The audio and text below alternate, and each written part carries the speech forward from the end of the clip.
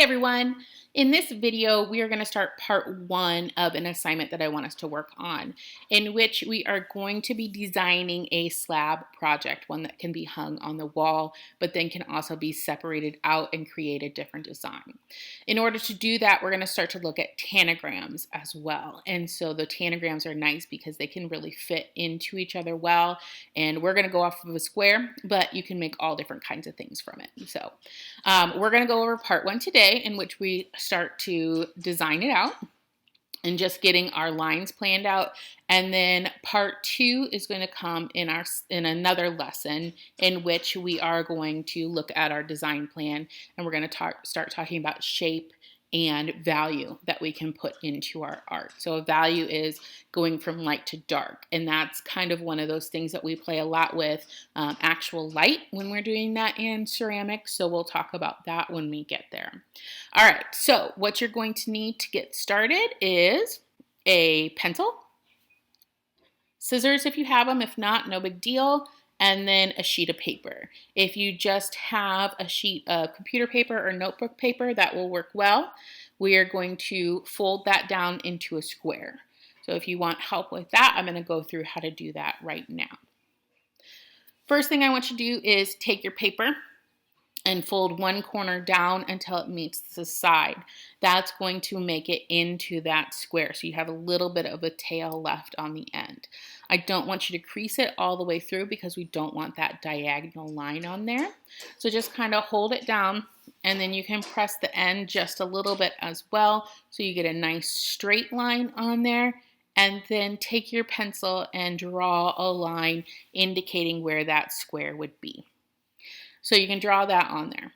At that point in time, the cat's going to come in and interrupt what we're doing. Okay, now back to it. You're going to take that line and you're going to use your scissors and cut that off. If you don't have scissors available, you can just fold your paper back and forth until the fibers of it get a little looser, and you can tear that edge off of there. Go ahead and discard the little sheet of paper, and you are done with your scissors at this point in time as well. Our next goal is to make that sheet of paper into 16 squares. So 4 columns and 4 rows. So start by folding your paper in half. It doesn't matter which direction, as it's a square.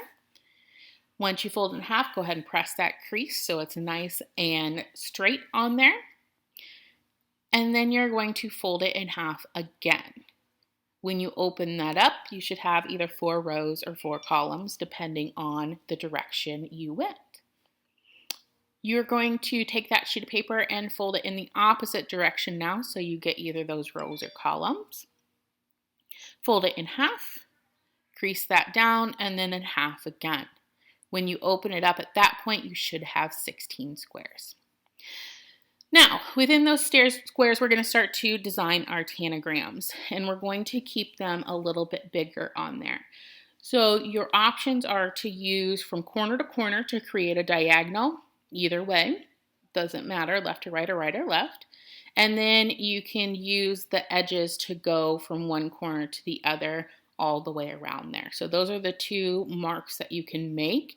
You can make them go across more than one square if you want to, but we can't do halfway down. So we want to be able to keep it pretty even as we go through.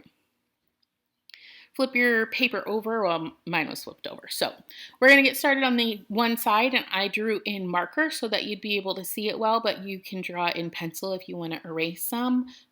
Either way is completely up to you. So you're going to start by drawing your first shape, going from corner to corner, straight across, however you want to do it. So you don't have to do what I'm doing at all.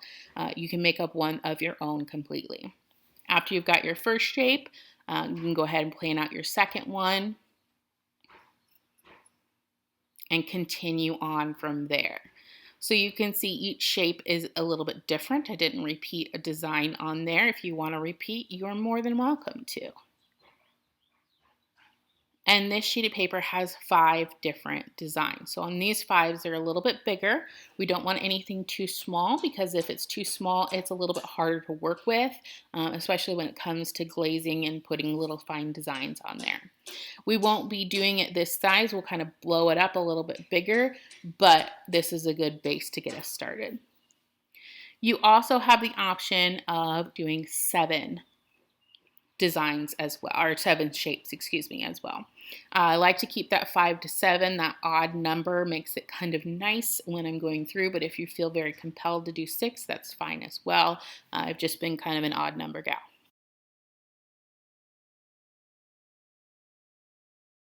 Okay, so that's the end of part 1. In part 2, we're going to talk about designing our work so it can be a wall hanging as well. We're going to look at the artist Louise Nevelson and look into the elements and principles more and applying those. Mainly, we're going to look at space, creating depth in our artwork, value, and then that is creating the lightness to darkness as well, and see how she applied those techniques in her found object work that will apply to ours. A good day, and I will see you soon. Bye.